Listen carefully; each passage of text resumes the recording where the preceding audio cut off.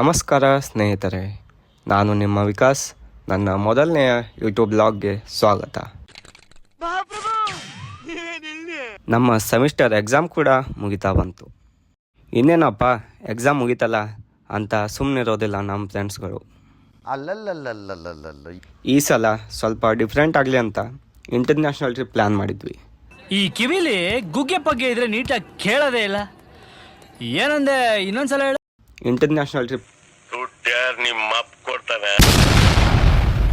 ಅವಾಗಲೇ ನಮ್ಮ ತಲೆಯಲ್ಲಿ ಬಂದಿದ್ದು ನೇಪಾಳ್.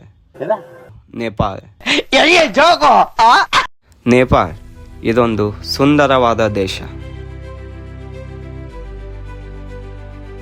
ನೇಪಾಳ್ ಅಂದರೆ ಪರ್ವತಗಳ ನಾಡು.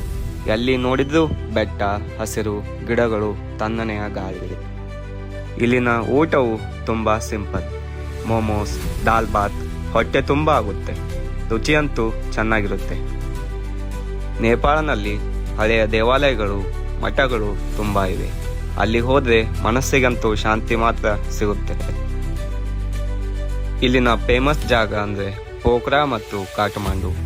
ಪೋಖ್ರಾ ಅಂದರೆ ಕೆರೆ, ಬೆಟ್ಟ, ತಣ್ಣನೆಯ ವಾತಾವರಣ. ಇಲ್ಲಿನ ಗುಡ್ಡ ಬೆಟ್ಟಗಳನ್ನು ನೋಡಿದರೆ ಮನಸ್ಸಿಗಂತೂ ನೆಮ್ಮದಿಯೇ ನೆಮ್ಮದಿ. ನಮಗಂತೂ ಕಾಯಕ್ಕಾಗ್ತಿಲ್ಲ, ಯಾವಾಗ ಹೋಗ್ತೀನೋ ಅನಿಸ್ತಾ ಇದೆ. ಸಿಗೋಣ ನಮ್ಮ ಮುಂದಿನ ಬ್ಲಾಗ್ನಲ್ಲಿ. ನೇರವಾಗಿ ಅಲ್ಲಿಂದನೇ ನಿಮಗೆ ತೋರಿಸ್ತೀನಿ ಎಲ್ಲ ನೇಪಾಳ್ ವ್ಯೂ. ಅಷ್ಟೇ.